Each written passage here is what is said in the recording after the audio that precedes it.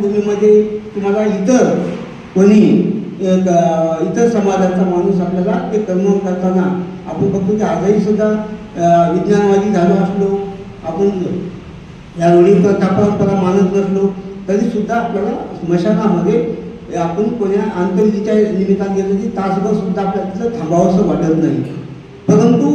हा समूह अख्खं जीवन त्याचं त्या स्मशानभूमीमध्ये घालवतो आणि म्हणून त्याच्या व्यथा वेदना काय असतील, त्याचं दुःख काय असतील हे जे काही तुपे यांनी मांडलेलं आहे त्याचं अतिशय चांगलं समीक्षण सगळ सरांनी केलेलं आहे. आणि यातून परिवर्तन होण्यासाठी शिक्षणाचा मार्ग आहे, समाज परिवर्तनाचा मार्ग आहे आणि ही वारंवार भूमिका आलेली आहे. आणि ही भाषाशैली त्यांची जी आहे ती भाषाशैली आणि सरांनी त्याच्यात अनुभव मांडलेले की एखाद्याचं जीवन ईश्वर